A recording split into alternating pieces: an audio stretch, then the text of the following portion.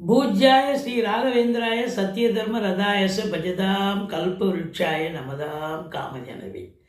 நாளென் செய்யும் வினைதானன் செய்யும் என நாடி வந்த கோலென் செய்யும் கொடுங்கூற்றியன் செய்யும் குமரேசர் இரு தாளும் சிலம்பும் சதங்கையும் தண்டையும் சண்முகம் தோளும் கடம்பும் எனக்கு முன்னே வந்து தோன்றினே. ஓம் அனுமந்தாய வித்மகே வாயு புத்திராய தீமையே தந்தனோ மாருதி பிரச்சோத்தியார். பட்டீஸ்வரம் ஸ்ரீ விஷ்ணு துர்க்கையை போற்றி. திருவாரூர் குரு தட்சிணாமூர்த்தியே போற்றி. உலகெங்கிலும் வாழ்ந்து கொண்டிருக்கும் ஸ்ரீ ராகவேந்திரா யூடியூப் சேனல் நேயர்களுக்கு டாக்டர் சைதை ராஜாவின் அன்பான வணக்கங்கள், வாழ்த்துக்கள். நாம இந்த எபிசோடில் தமிழ் மாத ராசி பலன்கள், மார்கழி மாத ராசி பலன்களை சொல்ல போகிறோம். இந்த மார்கழி மாதத்தில் ஒரு முக்கியமான ஒரு நிகழ்வு என்னன்னா, மார்கழி 7ஆம் தேதி கடகத்தில் இருக்கும் குரு பகவான் வக்ரகதியில் பின்னோக்கி செல்கிறார் மிதுனத்துக்கு. மார்கழி 4ஆம் தேதி அமாவாசை திதி வருகிறது. மார்கழி 19 பௌர்ணமி திதி வருகிறது. மார்கழி என்று சொன்னாலே ஆலயங்களுக்கு, விடியற் காலையில் ஆலயங்களுக்கு செல்லக்கூடிய ஒரு இது இல்லையா? அதை குறிப்பாக பூரம் ஆண்டாள் மாதம், ஆண்டாளை வழிபாடு செய்யக்கூடிய ஒரு மாதம். அது மட்டுமில்லை, சொர்க்கவாசல் சிறப்பு இந்த மாதம்தான். அற்புதமான ஒரு ஆன்மீக மாதம் இது. எங்களுடைய வீடியோ பிடிச்சிருந்தால் லைக் பண்ணுங்கள், ஷேர் பண்ணுங்கள், சப்ஸ்கிரைப் பண்ணுங்கள், மறக்காமல் சப்ஸ்கிரைப் பண்ணுங்கள். நன்றி, வாழ்க வளமுடன். வாங்க ஒவ்வொரு ராசியை பார்க்கலாம். மேஷ ராசி அன்பர்களுக்கு வணக்கம். மேஷ ராசி காலபுருஷனுக்கு முதல் ராசி. அஸ்வினி பரணி கார்த்திகை முதல் பாதம் உள்ளடக்கிய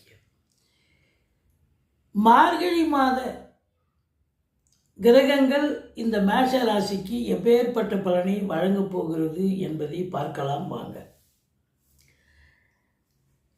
மேஷ ராசி அப்படின்னு பார்த்தீங்கன்னா, அதனுடைய அதிபதி எங்கே இருக்கிறார் அப்படின்னா 9ஆம் இடத்துல இருக்கிறார். சிறப்பாக இருக்காரா? 9ஆம் இடம் என்பது அற்புதமான இடம். ஆனால் சனி பார்வையில் இருக்கார். செவ்வாயை சனி பார்ப்பது என்பது, சனி பகவானை செவ்வாய் பார்ப்பது என்பது சரியில்லாத ஒரு காலம்.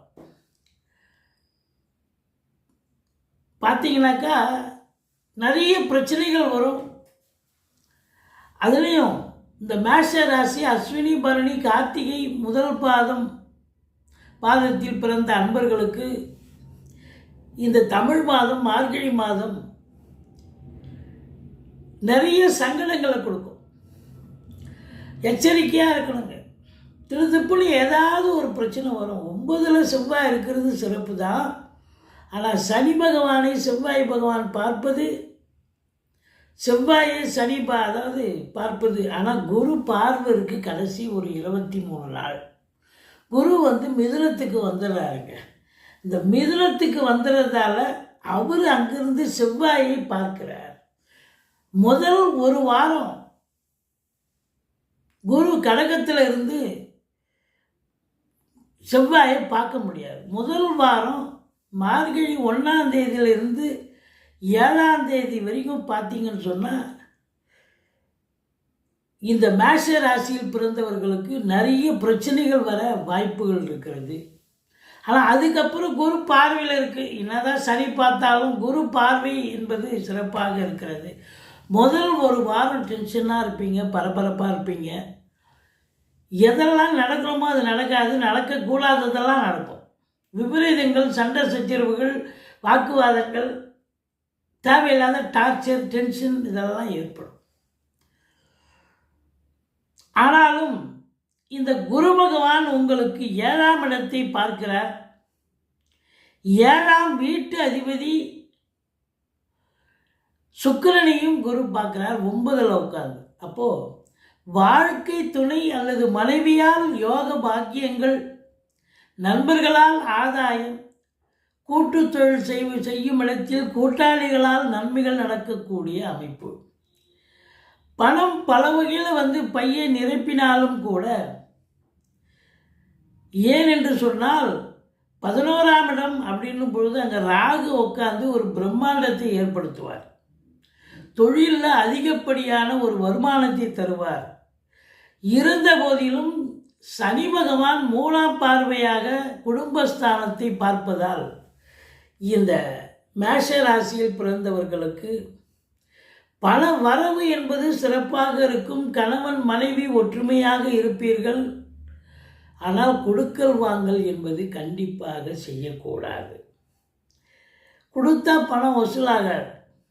அது மட்டுமல்ல, குடும்ப உறுப்பினர்கள், வீட்டிற்கு வரக்கூடிய விருந்தாளிகள், இவங்ககிட்டலாம் கொஞ்சம் விட்டு கொடுத்து பேசுங்க, அரவணைச்சு போங்க. இல்லை அப்படின்னு சொன்னால் சண்டை சச்சரவு பிரச்சனைகள் வர வாய்ப்புகள் இருக்குது. நாளில் இருக்கும் குரு பகவான் கடைசி 23 நாள் உங்களுக்கு 3ஆம் இடத்துக்கு வந்துடுறார். அவர் யார் அப்படின்னா பாக்கியாதிபதி. பாக்கியாதிபதி பாக்கியத்தை பார்க்கிறார், தன்னுடைய வீட்டை பார்க்கிறார். சூரியன் அங்கே அமர்ந்திருக்கிறார். 5 குடையவன் 9இல் இருந்து குரு பகவானால் பார்க்கப்படுவது என்பது மேஷ ராசிக்கு கடைசி 23 நாள் பல யோகங்களை பெறப்போகிறீர்கள். அரசு சம்பந்தப்பட்ட விஷயங்கள் அனுகூலத்துக்கு வரும். உதாரணமாக, படித்து முடித்த இளைஞர்கள் அரசு உத்தியோகத்துக்காக முயற்சி பண்ணுறீங்க அப்படின்னா கண்டிப்பாக அரசு உத்தியோகம் கிடைக்கிறதுக்கு வாய்ப்புகள் நிறைய இருக்குங்க. தொழில், ஒரு சிலர் தொழில் கூட புதுசாக ஆரம்பிக்கணும்னு நினைக்கிறவங்க தொழில் ஆரம்பிக்கலாம். ஆனாலும் 5இல் கேது பகவான் இருப்பதால் பூர்வீகத்தில் ஏதாவது ஒரு பிரச்சனைகள் வரும், இடர்பாடுகள் வரும். உங்களுடைய பிள்ளைகளுக்கு படிக்கிற இடத்துல ஏதாவது பிரச்சனை வரும், எச்சரிக்கையாக இருக்க சொல்லுங்கள்.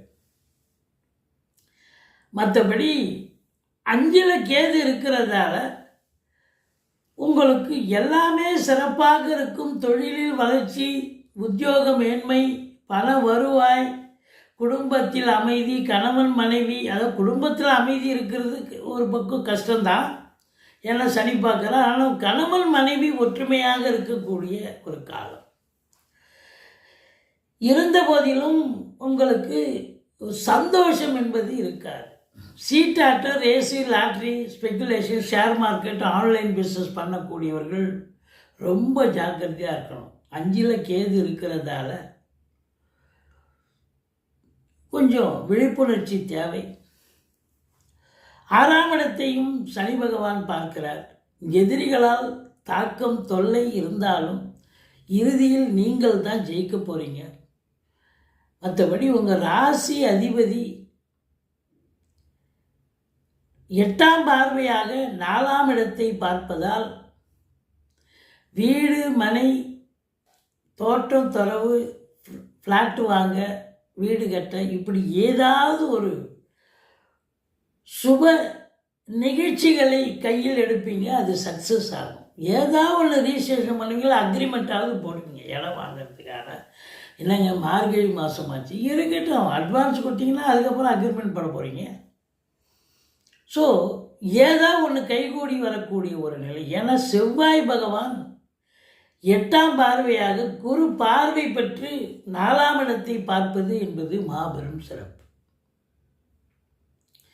மற்றபடி 7ஆம் இடத்தை முதல் வாரம், அதாவது பார்க்கல அப்படின்னாலும் 7ஆம் இடத்தை கடைசி 23 நாள் 7ஆம் இடத்தையும் குரு பார்க்குறார். 7ஆம் வீட்டு அதிபதியான சுக்கிரனையும் குரு பார்க்குறார். சூப்பர் இல்லையா, அற்புதம். ஸோ அப்போ வாழ்க்கை துணை அல்லது மனைவியால் யோக பாக்கியங்கள், நண்பர்களால் ஆதாயம், கூட்டு தொழில் செய்கிற இடத்துல கூட்டாளிகளால் நன்மைகள் நடக்கும். மற்றபடி சூரியன், செவ்வாய், ராஜ கிரகங்கள் குரு பார்வையில் இருப்பது, அது சூரியன் 9ஆம் இடத்துல இருக்கு. பாக்கியமான ஒரு சூழல். தந்தையால் யோக பாக்கியங்கள், உடன் பிறந்தவர்களால் ஆதாயம் நிச்சயமாக கிடைக்கப் போகிறது. தொழில் எப்படி இருக்கும்? 10ஆம் இடத்து அதிபதி சனி 12இல் இருக்கிறார். 7 சனி சென்று கொண்டு இருக்கிறது. 7 சனி அப்படின்னு சொன்னாலே கொஞ்சம் சனி பகவான் அவருடைய வேலையை, செவ்வனையை, அவர் கடமையை அவர் சிறப்பாக செய்வார். சங்கடம் தீர்க்கும் சனி பகவானை மங்களம் பொங்க மனம் வைத்தருள்வர். சச்சரவின்றி சனீஸ்வர தேவை இச்சகம் வாழ்க இன்னொருள் தாத்தா. இந்த சுலோகத்தை சொல்லுங்கள். மற்றபடி வெளிநாடு யாரெல்லாம் போகணும்னு நினைக்கிறீங்களோ தாராளமாக போக முடியும். அது உயர்கல்விக்காக இருக்கலாம், உத்தியோகத்துக்கு இருக்கலாம், இல்லை சொந்த தொழிலுக்காக இருக்கலாம். எதற்காக சென்றாலும் நீங்கள் சாதிக்கக்கூடிய நேரம் வந்தாச்சு அப்படின்னு சொல்லலாம். தொழில், அதாவது ராகு 11ல் இருப்பது சிறப்பு, குரு பார்வையில் இருப்பது இன்னும் சிறப்பு. அப்போ உங்களை பொறுத்தவரையிலையும் பிரம்மாண்டத்தை தருவார். தொழிலில் இரட்டிப்பு வருமானம் வரும். உள்நாட்டு வாணிபம், வெளிநாட்டு வாணிபம், ஏற்றுமதி இறக்குமதியாளர்கள், ஷேர் மார்க்கெட்டில் இன்வெஸ்ட் பண்ணுறவங்க, ஸ்பெக்குலேஷன், ஆன்லைன் பிஸ்னஸ் பண்ணக்கூடியவர்களுக்கெல்லாம் பொற்காலம். தந்தையால் யோகம். அரசியல்வாதிகளுக்கு அற்புதமான காலம். கடைசி முதல் வாரம் தான் கொஞ்சம் டென்ஷனாக இருப்பீங்க மேஷராசி அன்பர்கள். அதுக்கப்புறம் உங்களுக்கு யோகமான ஒரு மாதம் தான் இந்த மார்கழி மாதம். ஒன்றும் எந்த ஒரு பின் பாயிண்ட் உங்களுக்கு பிரச்சனைகள் என்பது தொழிலிலோ உத்தியோகத்திலோ இருக்காது.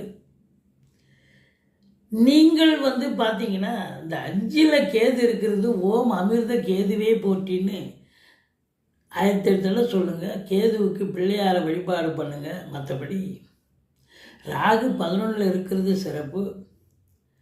முருகப்பெருமானை வணங்குங்கள். வாழ்க்கை வளமோடும் நலமோடும் அமையும். இந்த மேஷ ராசி அன்பர்களுக்கு மார்கழி 2, 3, 4 தேதிகள், மாத இறுதியில் 29, 30, மொத்தம் 5 நாள் சந்திராஷ்டமம் எச்சரிக்கையாக இருந்துக்குங்க.